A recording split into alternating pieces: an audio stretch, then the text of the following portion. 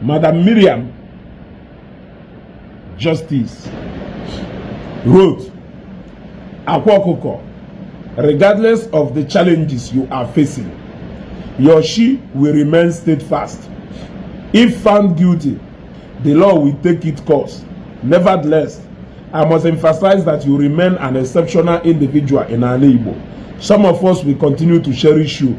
Notwithstanding, if there is any assistance I can offer, please do not hesitate to reach out to me through JPAC, my beloved brother. Obifuria, ana see who we go, ana see who we go, ana see who we go. Umukolobia niile onye atiri na high jump.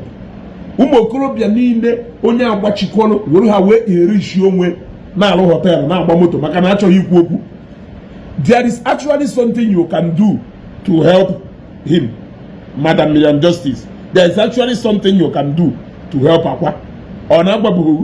Then, in fact, there is one thing you can do to help Akwa. You know that happen here we go on asa and call a spade a spade. Unana bagale, eh?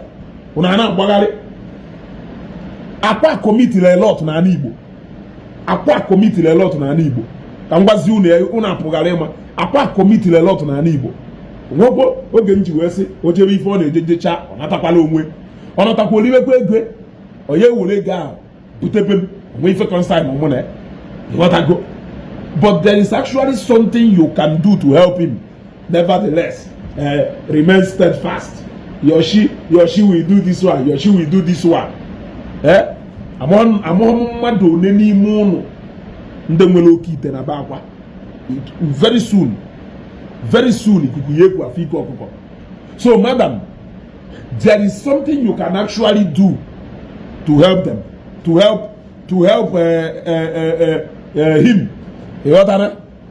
Ịchọrọ iji oge ego eche keke njaka wee China. Ịghọtago ka i were wee wuru omere ọha onwe ebe a na-ekwu okwu ndị Igbo ije ma wuyi aka na-ekwuo nke na-edu ịgbafelu maka na na-edu ahụ onye Igbo. Na-edu abụla onye Igbo ka ọwụ. What you can actually do to help Akwa is to make Akwa to disappear from detention. That is the only help he needs now.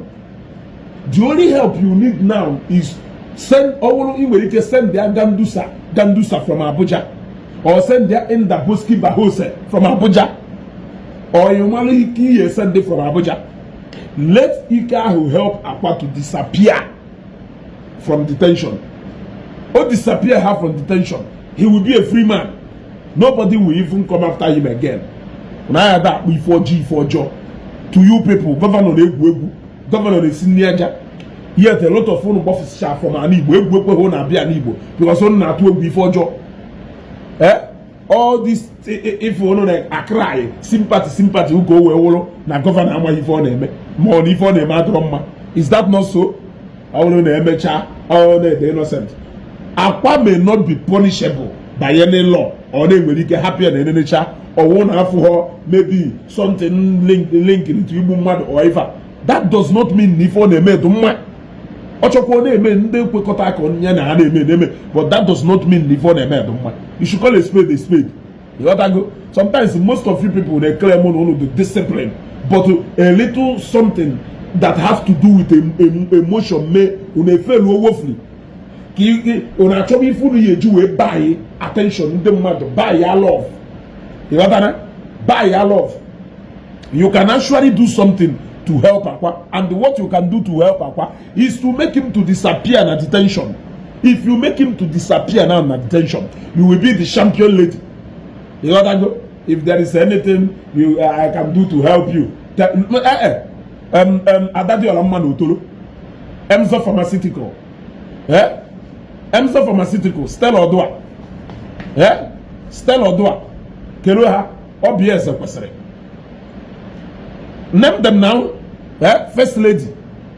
I'm not first lady of Anambra State, called first lady in Nigeria.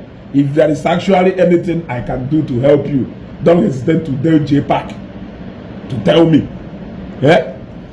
Unu ye chelu akwajecha obata ya funa obata ya funa obata osa kwa wonye arrest say no na eje ke hit ịnụọ na-eji eke hit ịnụọ na-eji onye ise Jizọs ọsa akwa awụ onye eji unu na-efe ego na worship ego akwa bụ ego n'ucheka họteelụ bụkwasịrị ego ebe niile dị afọ onye ọra nwere ego awụ n'ezigbo mmadụ. Is that not so? I've already, in fact, I don't need to send this message through JPAC.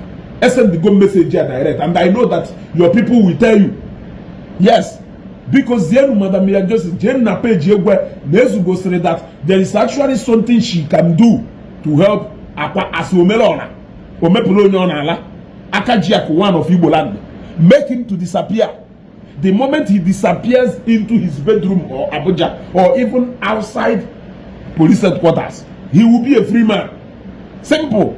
Nobody will even bother to come and arrest him again because he has proven himself. On an emotion of gullible people of Ndibo, now build the profile on and anything on them.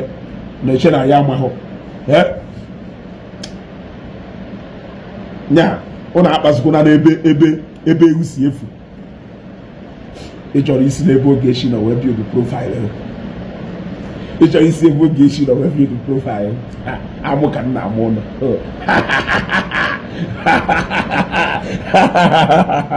he go shock all of you he go shock all of you otutu okwu adọrọ n'ụka mgbede make Akwa to disappear gaspia ndị chọrọ igu iyi ya no go iyi ịgọwa iyi gochi iyi yo wave here mem go the same people now agbagharị achọ what can we do to help Akwa ọkwa ha ncha niile nọ na onye eze Jizọs na onye eze Jizọs jenedi even JPAC ihe na-asị onwe ife ahụ emesi je gwa nya nọ na-ewosta video onye eze na-ewosta video eke hit shefuo na-ejikwu ha with man ya so man ya deserve freedom but ndị ọzọ abụrụ man onye ọzọ ọ na-aṅụ ha na-aṅụ eke hit na-aṅụ onye eze Jizọs kwuo na ya dịrị izi video onye eze Jizọs series by series ka na-ekwu ka ejebute akụ na-arata ugo so ọ bụrụ na o nwere ike ide ekwu ka ejebute all these people what are these people doing that Akwa is not doing since na achọ if you are innocent what are these people doing that Akwa is not doing and he is even the number one man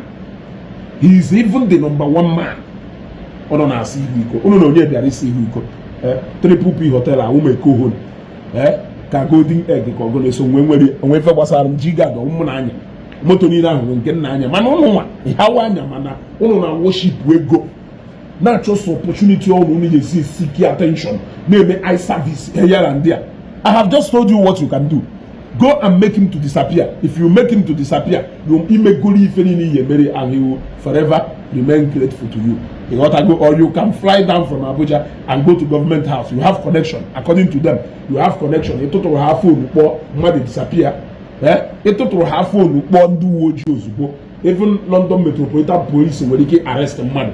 So why can't you call Inspector General of Police or call Governor Noka? Man, what you can do to help him? Why are you saying they should tell JPAC when you're not at detention? Call the Commissioner of Police, or a IG of Police, or a Interpol, or a Governor himself, or a President himself. You gotta go. To help you. You don't even need to ask us.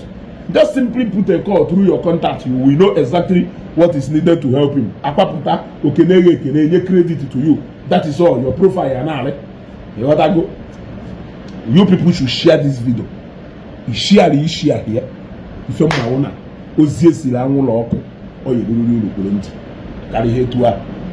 Thank you guys for watching this video. Subscribe on this channel, share this video, like and comment.